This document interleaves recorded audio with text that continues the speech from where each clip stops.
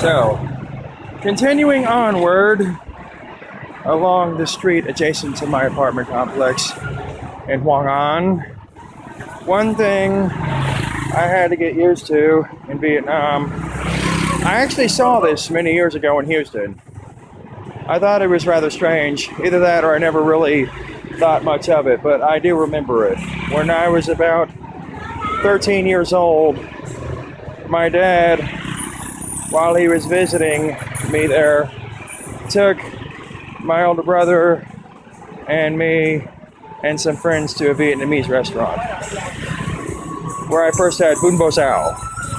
Well, anyway, the waiter came up to my table and he stood there looking down at us. It may seem rather strange to your average American customer. Cute dogs. Hi, doggy. These dogs are a little shy. Okay, where was I? It may seem strange to your average American customer, but they do that because you've got their undivided attention. Vietnamese waiters do that. They stand by you and wait for you to order your food so they can take down your order. They don't just walk around here and there to all sorts of different places like you'd see American waiters do. American waiters, I don't know too much about the restaurant industry, but as far as I know, I think they have maybe one waiter has an entire section, so she might have 10 tables to see and keep walking around, but they don't do that in Vietnam. The restaurants are usually smaller. The waiter will stand there patiently and wait for you to decide what you want to order and then write down your order. Actually, I like that though. That to me is good customer service. That shows me that I got their undivided attention and that their mind's not on all the other customers. However selfish or hedonistic that may sound, I do like that. I like it when they treat customers that way. It makes the customers feel important. Now, maybe some American people might find that being nosy, but I don't. I find that being professional.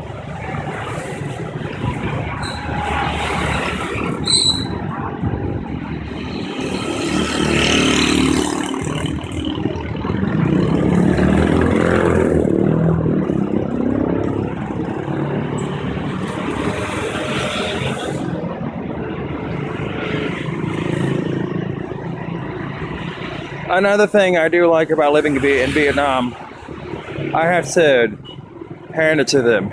This is a good place to live if you want to lose weight. The food here is excellent if you want to get shredded. I've been living here since March. I started doing hip-hop abs.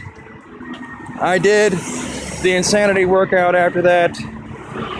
And then after insanity, I thought P90X was too easy, especially the plyometric workouts, because I had been doing Insanity Max Plyo 4 weeks prior.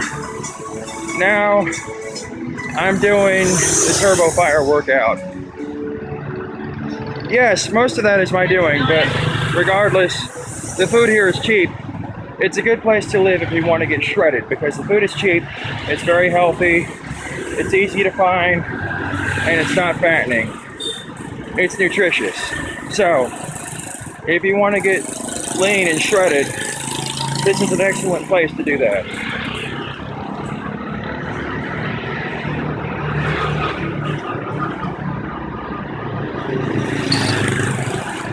I haven't seen hardly any overweight people in Southeast Asia, not here or in Thailand. You do see some here and there, but not very often.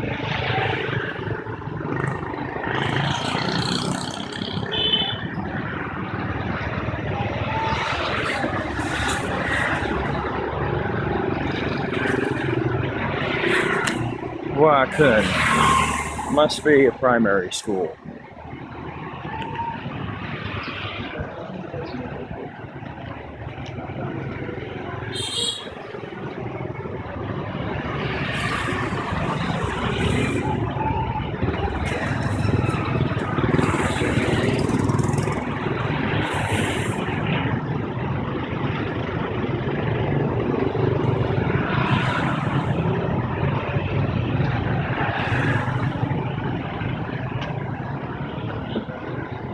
And here's another filling station.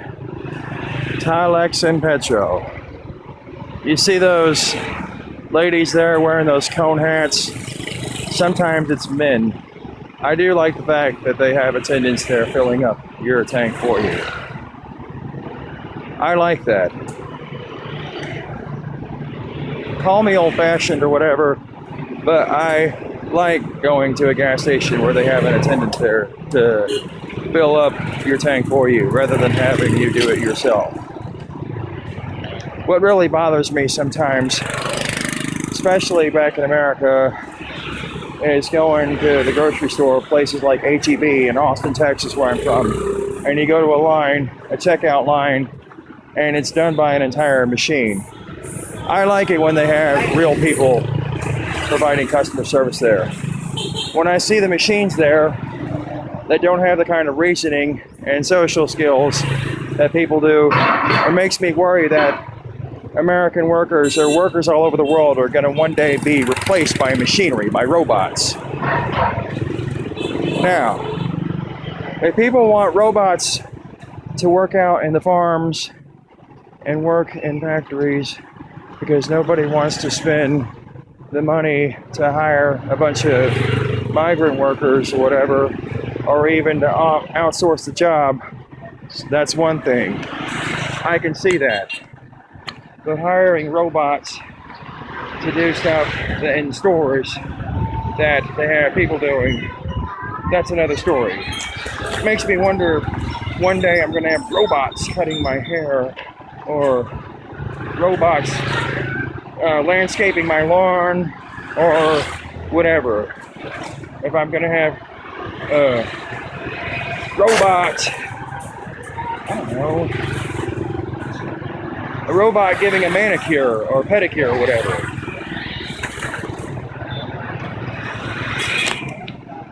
Yes, they'll still need people to build the robots, but what are they going to do? Have a bunch of unskilled workers off sea build all the robots? Are they going to have robots directing traffic too?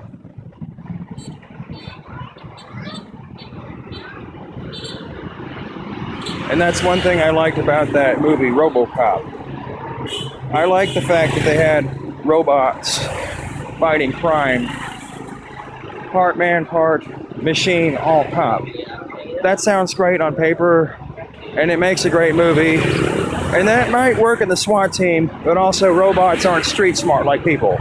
You can't send robots to go undercover to work in narcotics or to infiltrate the mafia or whatever.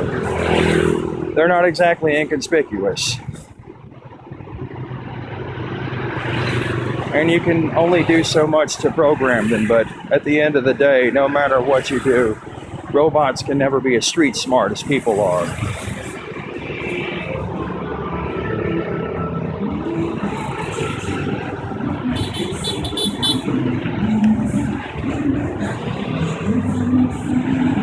Makes me wonder if even one day teachers, my entire profession is going to be replaced by robots and computers.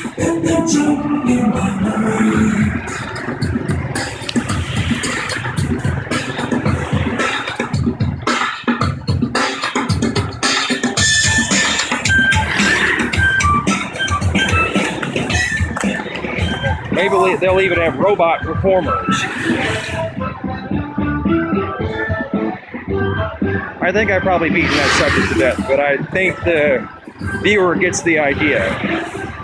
Anyway, we're coming close to the 10-minute mark, so I'm going to end it right here and continue on with another video, starting from these sodas right here. Here we go.